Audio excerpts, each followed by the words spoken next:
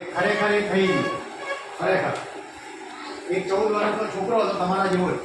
આમાંથી ગાડી કેટલા જણ ચલાવે? હાથ ઊંચો કરીને કહો. ગાડી હે ગાડી, સાયકલની ગાડી ચલાવે ને? ચાલો હું કોઈ એકને પૂછવા, કેટલી સ્પીડ પર ગાડી ચલાવે ભાઈ? તારી ગાડીની 30 હોય 40 ની કેટલી હોય?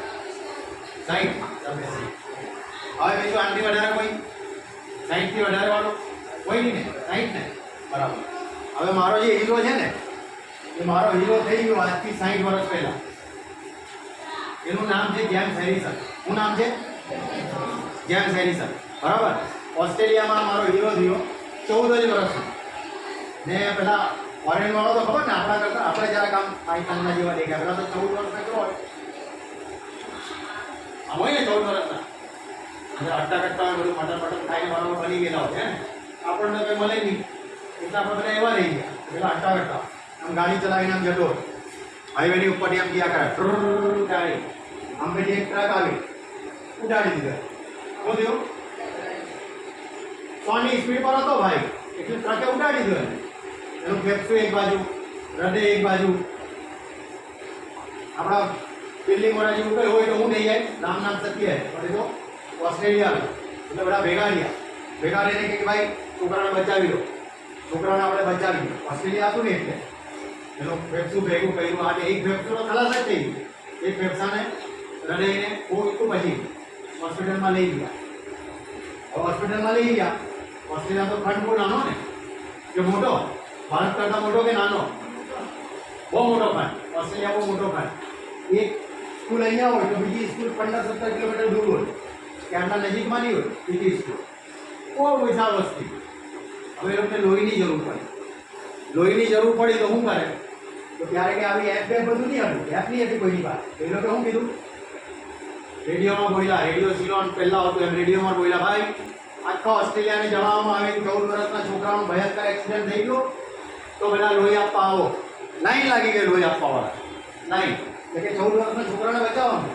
વસ્તી વધારે નહીં, વસ્તી ઓછી. છોકરો બચી જાય તો વસ્તી વધશે એટલે બધા લોહી આપ્યો. એમ જે આવ્યો ભાઈ લોહી. 8 કલાક સુધી છોકરાનું ઓપરેશન ચાલ્યું. આ બધું એનું અલગ હતું. આ બધું અહીંયાથી અહીંયા બધું અલગ. એને સીવવું પડે ડૉક્ટર લોકો. અહીંયા સીવીને તૈયાર કર્યો છોકરા. છોકરો કોમામાં ચાલ્યો. જીવી ન ગયો કોમામાં. કેટલા દિવસ કોમામાં રહ્યો? 101 દિવસ કોમામાં. એમ બસ તારી ઉપર પંખો ફરે એમ જોયા કરે. બધા આવે એને કોઈને કંઈ ખબર નહીં, ખાલી એમ પંખો જોઈ એનો શ્વાસ ચાલે. છોકરો બચી. બરાબર, છોકરો બચી ગયો.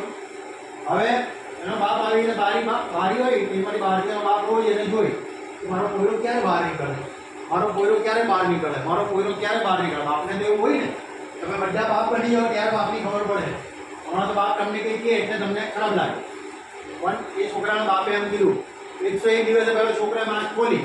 અત્યારે રોડે એમ પડી રહેલો, આંખ ખોલી એના બાપો ગયો નર્સ પાસે, બેન મારા છોકરાને વાત કરી. છોકરાએ ખાલી એટલું જ કીધું, ભાઈ તને બચાવ્યો ને એમાં આખો ઓસ્ટ્રેલિયાએ તને લોહી આપ્યું છે. કેટલા લીટર લોહી આપ્યું? આખા ઓસ્ટ્રેલિયાએ 13 લીટર લોહી આપ્યું. કેટલું? 13 લીટર. અને બધાએ લોહી આપ્યું 13 લીટર લોહી. છોકરો બચી ગયો. એના બાપે કીધું કે જો આખા ઓસ્ટ્રેલિયાએ તને લોહી આપેલું છે, હવે તું તારે લોહી પાછું એ લોકોને રિટર્ન કરવાનું. તું બચી ગયો. એટલે છોકરાએ 14 વર્ષના છોકરાએ તમારા જેટલો છોકરો હોસ્પિટલમાં હુટા એમ કીધું કે હું 18નો થવા ને પછી હું લોહી આપા. એટલે 18મે વર્ષે પહેલી વખત ગયો લોહી આપવા. 18મે વર્ષનો થઈ ગયો કોઈનો. હવે સારો થઈને બહાર નીકળી ગયો. 18 વર્ષનો થયો લોહી આપવા ગયો. હવે જો કુદરતનું કામ કેવું હોય તમને કહો. લોહી આપવા ગયો તો 100 ગભરાઈ ગયો. પણ એને લોહી તો આપવું તો નર્સને એમ કીધું કે નર્સ મને છે ને અહીંયા 100 લગાડે અને હું ખાલી પંખો જોવા, તારે અહીંયા લોહી લઈને જે લેવું હોય.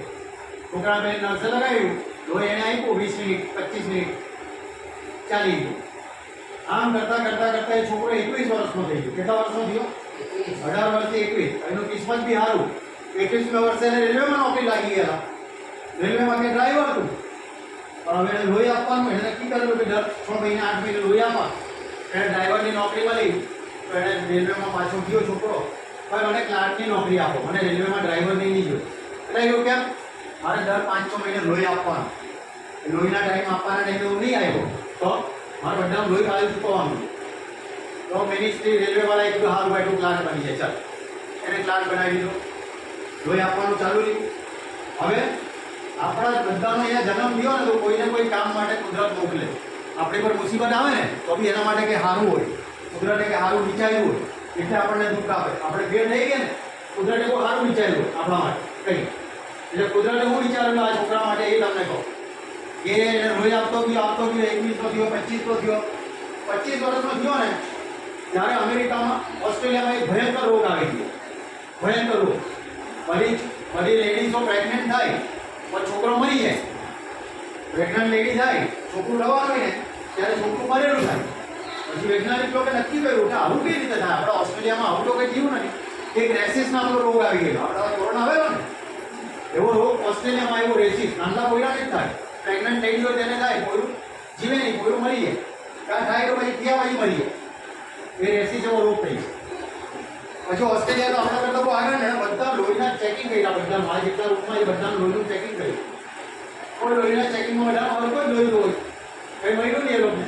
પછી આમ ચેક કરતા જ્યાં સેરિસનનું લોહી એ લોકોને મળ્યું. પેલો છોકરો જે દર 6-8 મહિને લોહી આપે ને એનું લોહી કે આનું લોહી બધા કરતાં અલગ છે. કેમ બધા કરતાં અલગ લોહી? આખો ઓસ્ટ્રેલિયા એને લોહી આપેલું. આખો ઓસ્ટ્રેલિયાએ કોઈ એક વ્યક્તિનું લોહી નહીં આપેલું. એટલે એના લોહીની અંદર એવી બોડી બનેલી એને એન્ટીડોટ કહેવાય. એન્ટીડોટ. ડૉક્ટર લોકોએ નક્કી કર્યું કે આ છોકરાનું લોહી આપણે આ પ્રેગ્નન્ટ લેડીને આપીને જોઈએ, છોકરું બચી જાય. છોકરું બચી ગયું. આમ કરતાં 25 વર્ષનો તાકી લઈને 81 વર્ષ સુધી એને લોહી આપ્યું. કેટલા વર્ષનો? 81 વર્ષનો થયો ને, ડોઝો રહી ગયો ત્યાં સુધી લોહી એને આપ્યું. અને જે છેલ્લો કોયરો વેચ્યો એના લોહીથી એનો પોતાની છોકરીનો છોકરો એને લોહી નહીં આપતે તો પેલો કોયરો વધતે નહીં. બરાબર? એ આપણે આ વાર્તામાંથી એટલું શીખવાનું, બરાબર ને? એને દુઃખ હતું પણ અહીંયા આમ લોહી મૂકે, લોહી કોઈ આપણું કાઢે સ્વાઈથી ગભરાતા હોય તો શું થાય આપણી હાલત? હાલત શું થાય? લોહી આપવાની ઈચ્છા થાય તો બી એને 81 વર્ષ સુધી આપ્યું ને. બરાબર? એટલે આપણે જે બી કંઈ કરીએ ને બહુ દિલથી કરવાનું. જે આપણે નક્કી કરીએ કે આ મારે સેવા કરવી તો પૂરેપૂરી કરવી. હું દિવસમાં છે ને આવી 365 વાર્તા કરું. દરરોજ એક સ્કૂલમાં જઈને વાર્તા કરું. વાર્તા કેવી લાગી તમને? જેમ્સ હેરિસનની વાર્તા ટૂંકમાં કીધી. વાર્તા ગમી ને? તમે આવા જેમ્સ હેરિસન જેવા કોઈને બની શકે ને મદદ કરવા. બરાબર? ખાલી ખાઈને પોતે મરી જવું ને એ તો બધા જ કરે. ખાલી ખાઈને આવવું, પોતે જીવવું, પોતે મરી જવું એ તો બધા કરે. સૌથી સારી વસ્તુ બનાવી મનુષ્ય. ભગવાને સૌથી સારી વસ્તુ કોણ બનાવી? મનુષ્ય. મનુષ્ય અહીંયા આવીને હું બધું ભૂલી જાય. બધું ભૂલી જાય ને. માવાના ચડી જાય, દારૂના રવાળે ચડી જાય. એમ કેમ? સૌથી સારું તો મનુષ્ય બનાવ્યું. હવે કોઈને બધાથી ભાવના નહીં કરે. કોઈ આપણી પાસે લોહી માંગે, તમે 18-21ના થઈ જાઓ તો લોહી બ્લડ ડોનેટ કરજો. બરાબર? કોઈની જિંદગી બચાવજો. વાર્તા કેવી લાગી? બધી ગમે? બરાબર? આ રિયલ વાર્તા છે. એ માણસ 17મી ફેબ્રુઆરી 2025ના દિવસે 88 વર્ષે આમ ઉઠેલો તો ઉઠા મરી ગયો. હું મોટવી કેટલું જોરદાર. 88મી વર્ષે માણસ 17 ફેબ્રુઆરી 2025 એનો છેલ્લો દિવસ હતો ઓસ્ટ્રેલિયામાં. ઓસ્ટ્રેલિયા સરકારે એને બિરુદ આપેલું golden hand of the earth. એટલે આ હાથ એનો hand, golden hand of the earth. Earth એટલે કે પૃથ્વી પર આના જેવો કોઈનો હાથ નથી. બરાબર? આટલી મુસીબત હતી તો બી એનો હાથ કામમાં લાગી ગયો. આ વાર્તામાંથી શીખવાનું, મદદ કરવાની. મુસીબત આવે સારા માટે જ આવે. કંઈ આપણું એક્સિડન્ટ થઈ જાય તો બી સારા માટે થયું. ભગવાન આપણને બચાવી લીધા તો બી સારા માટે બચાવ્યું. આ સુરેશકુમાર હીરાના મોરાવાળા તમારી અંદર વાર્તા પૂરી કરે. વાર્તા ગમી હોય તો તાળી પાડો, નહીં ગમી હોય તો ચાલો. થેન્ક્સ.